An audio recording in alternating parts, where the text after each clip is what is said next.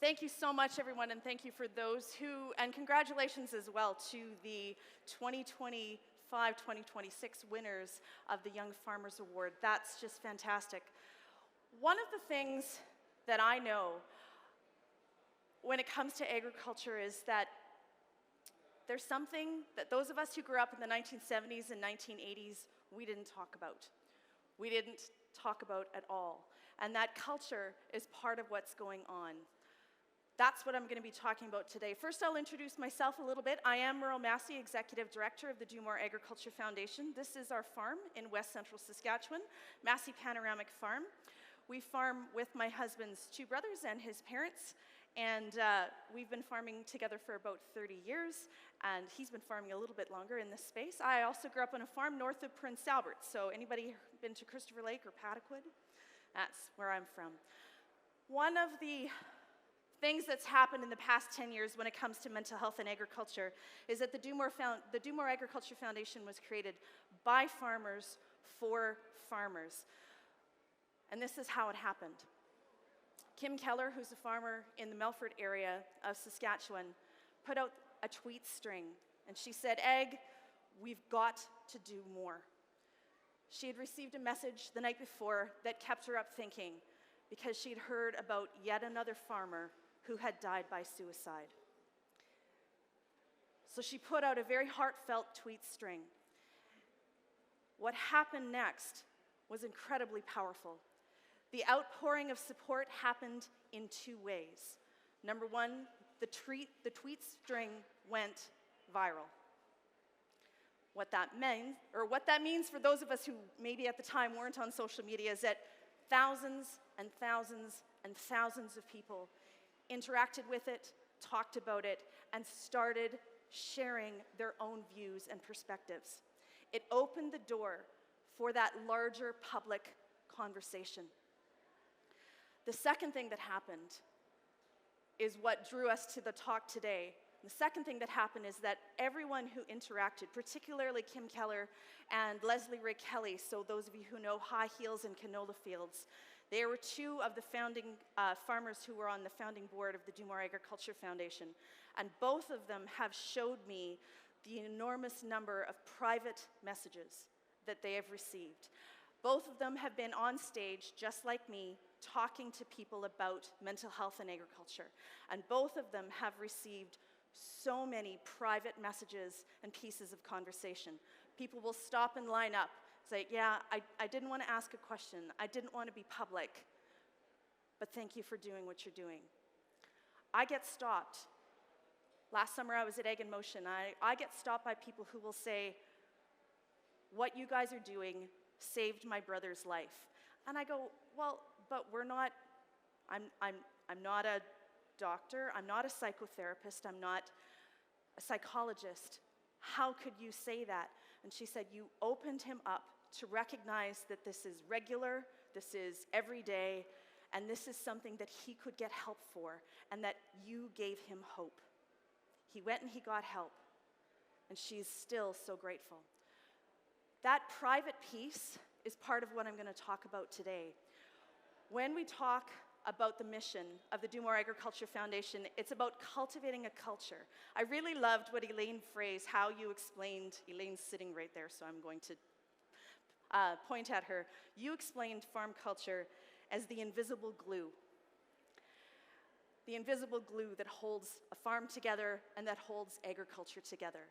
That invisible glue is part of what we want to talk about, because in glue, as we all know, can do what we need it to do, hold that broken teacup back together, put something back together that you need to hold together. It can also end up being a problem that's stopping you from doing what you need to do. So Do More Ag's pillars are action for awareness. Yes, education. When we've spent so many years like we have in agriculture not talking about mental health, we have an awful lot of people, multiple generations, who don't have the words. They don't have the words to identify what they're doing, how they're feeling, what's happening with them. So that action for awareness and education is really important, and that's part of how we break the stigma. The second is community, and this is the piece that speaks most closely to my heart. Community connection. This is the majority of the work that Do More Agriculture does. We work with rural communities all across Canada and help them host community events because we want regular people like you and I to be more comfortable and more confident to have these conversations. That's what will break the stigma and reduce that fear and shame. And the third is resources. And it isn't necessarily that Do More Agriculture Foundation is all of the resources, but what we do is that we direct you as best as we can to the resources that might help you. So we had an announcement yesterday in Saskatchewan of a whole bunch of new funding that's going towards mental health and agriculture. We're going to merge with the new our farm stress line. We're the oldest farm stress line in Canada, by the way. It was first created in 1992. We will merge with the new national farmer crisis line, and there will be support for Sask Ag Matters. And what they do is that they connect farmers with therapists who understand agriculture. So if a farmer does finally walk into a therapist's office, you want to make sure that the therapist doesn't say, "Oh, just take the weekend off," and it's harvest time, right? And we've heard of such stories, so we want to make sure that if we have producers or people in agriculture that finally do go and get help, we want to make sure that the people who are helping them understand agriculture. When we think about mental health and agriculture, I like to talk about it in terms of 3 levels. This is the culture and these are the risks. If you were to ask a farmer or anybody in agriculture what their pressures are, you're going to get the socially acceptable answers. You're going to get weather, crops, prices, you're going to get trade and tariffs, you're going to get disease outbreaks, maybe labor, international trade, these are the socially acceptable things that you will hear all the time. And that's what's in people's heads, but what's in their heart? Here's the second level, which farmers are slightly more willing to talk about, and producers in general, and anyone related to agriculture. Agriculture is a high-stress occupation and a high-risk occupation. You are more likely to hurt yourself as a farmer than you are in any other occupation. The illness and injury rate is very high. Lack of rural services, we all know that, right? Anyone who lives in a rural community, we know that access to mental health services is really, really hard. That isolation, the remote hours, the long hours, all of those things. Seasonality, right? Do not ask Merle to come and speak at your thing in September. No, we're harvesting. This is the third level that we don't hear near enough about. The impact of legacy. I know farmers, and so do you, who are farming who did not want to farm. They're farming because they were the only son, it was their great-grandparents' farm, I was the only one to take it over. But that wasn't what they in their heart wanted to do. Or, you've got the other side. They wanted to farm, they've been farming, they've been doing the very best they can, and they might risk losing that multiple generation farm. That legacy piece has a huge impact. There's a lot of farm transition stress, and again, I point to Elaine Frey's and the work that she does to help families with their farm transition. We know that there are higher addiction rates in rural communities. There's higher gender-based violence. These are truths, and they're hard truths, and we don't talk about them nearly enough. The last one is farm-level culture. People will say to me, Merle, you know, it's so good. Kids these days, they talk more about mental health. Pretty soon, we are going to solve this, right? The next generation will solve this. Kids these days. And I hear this all the time, and I think, yes, that's wonderful. They're learning this in school, and they're going home to a farm culture that could be telling them, tough it out. We don't do that here. You got to get up in the morning. You got to get your work done. This is how we do it here. And if that's the culture that you're in the middle of, it's very, very hard to break out of that. People ask me, why don't more people in agriculture seek support? Oh, well, these are the sorts of things that will say, and this is what stops people. Stigma is very much like culture. It's invisible, it's unseen, and it's incredibly powerful. I don't actually like to use the word stigma.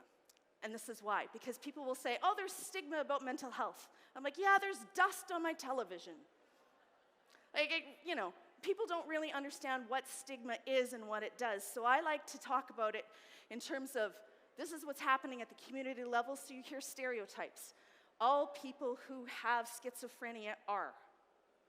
That's a stereotype. There's bias. If you're at the credit union and you've got a stack of resumes in front of you, and you live in a rural community, and you're going through those, if you didn't know all the people in that list, you would be looking at just what they bring to the table. But in a rural community, you know, oh, they were in the hospital last year for a couple of weeks for, that. So I'm just going to take their resume and I'm just going to put it over here. That's discrimination. And it happens, and we're not calling it out. On the bottom, shame, fear, withdrawal. That's what happens to an individual. An individual is so scared of what the people around them are going to say because we've heard them, right? We've heard people make jokes. We've heard people say things. I go to ag shows, and people throw jokes at me all the time. I was just at Brandon Ag Days in January, and one guy I was talking to, he's like, "What do you do, Merle?" I'm like, mental health and agriculture. And he's like, "Do you see that squirrel? There's a squirrel. Do you see that squirrel? Maybe I only..." And he tried to make a joke out of it. And I realized that it was coming from, a warm place. But I give caregiver support to someone who, on occasion, might see things. So my reaction to his joke was definitely not what he was expecting. That shame, that fear, and that withdrawal stops people from getting help. These are the sorts of things that people in agriculture tend to say to ourselves. And this is what stops us. I should be able to handle this by myself. Where would I go, right? Mental health support might be 3 hours away. They wouldn't understand, right? If I'm going to go talk to somebody from the city, how could they possibly understand what's happening to me at the farm? Other people will find out. Yeah, that's a fun one, right? You're so scared of what the neighbors will say. Costs too much. That's why you go to Sask Ag Matters, by the way, because the first 6 to 9 hours of counseling is covered by Sask Ag Matters, and most provinces have that in place now, which is great. I don't have time? Yeah. It's hard to look after your mental health when it's, the pressures of the season. Nobody can fix what's wrong, but the biggest one is, I'm not weak. I can tough it out. That tough it out culture is by far the biggest reason why Do More Agriculture Foundation exists. And we tell people, instead of tough it out, talk it out. The minute you open yourself up and try and get it out and say what's happening with you, you are halfway to solving the problem. So I want to bring us back to that tweet string, and I talked about those private messages. This is where the idea came from to create AgTalk, which is what I want to share with you today. Let's imagine that you're a fly, and you're buzzing around a farmyard, listening to everybody's conversation, and it's harvest. So there's stuff going on in the shop because the combine's broken down. There's somebody working on the combine. There's somebody in the house waiting for everybody to come in with, a terrible day. And you're the fly listening to all of those conversations. How, when you're in those particular situations, who can you share with and say, I'm not doing well. I'm not feeling well. I'm really stressed. I'm really anxious. I'm upset. How can you reach out? Even if there is a call line, and I love that there are, imagine that you're in that farmhouse, lying next to your husband, lying next to your wife, your kids are in the house. How do you reach out? That's where AgTalk comes in. What would you share if no one knew who you were? Anyone ever travel on an airplane or in a bus or on a train, and you just happen to have a conversation with the person next to you, and all of a sudden they move from strangers to a friend in that hour or 2 hours or 10 hours that you're sitting beside each other? You can turn strangers into a place of safety and hope and wellness, and that's what AgTalk does. So AgTalk is powered by something called Togetherall. Togetherall is an online peer-to-peer space, and it's that, when I say peer, I basically just mean friends. They are just regular people like you and I. Regular people. We do this in partnership with BASF, the RBC Foundation, and the McCain Foundation, and I want to kind of show you what it looks like. This is a short little video just to entice people. There's no sound.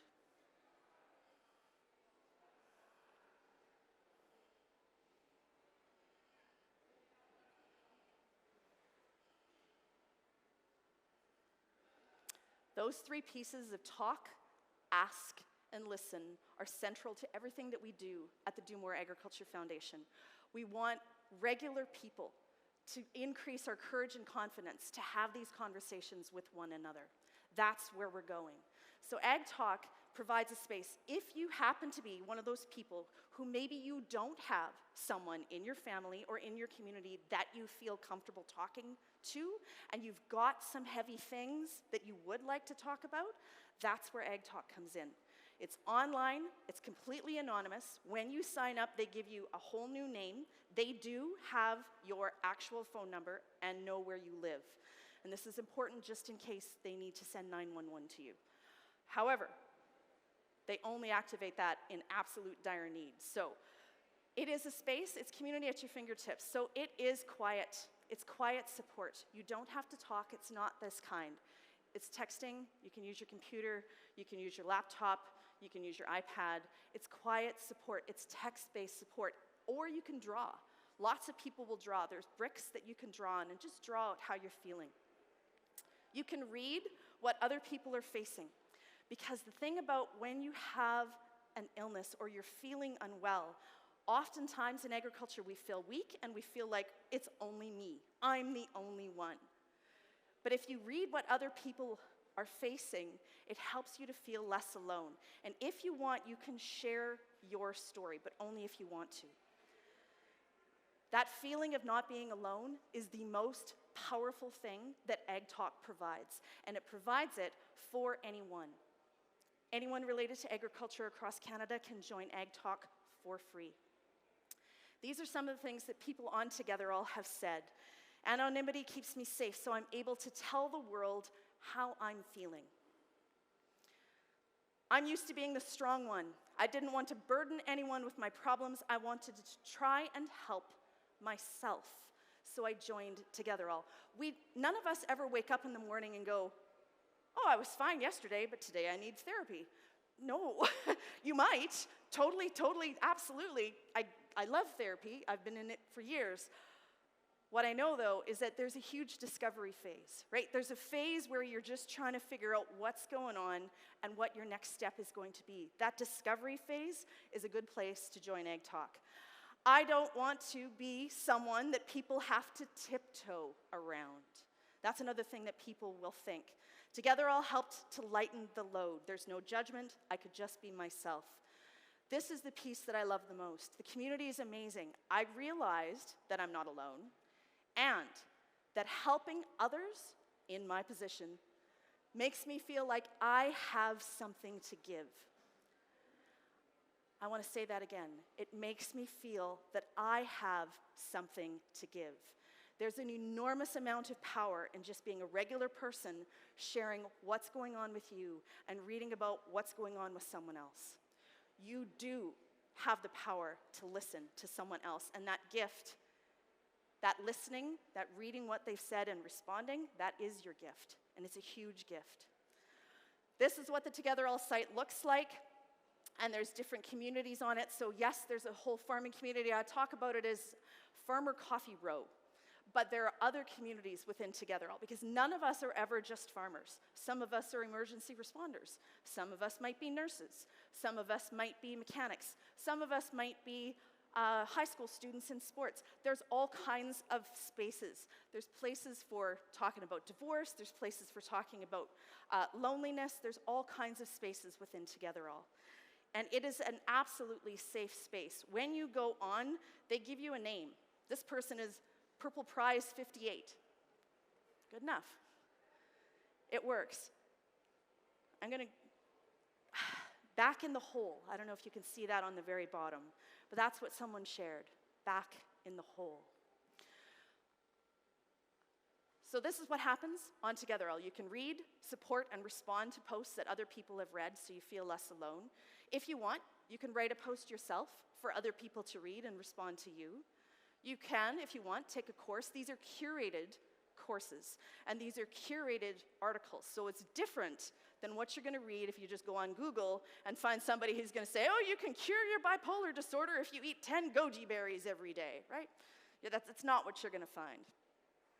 You can use the goal tracker. I suck at this. I'm terrible at setting goals, just saying. I probably shouldn't be the ED of an organization.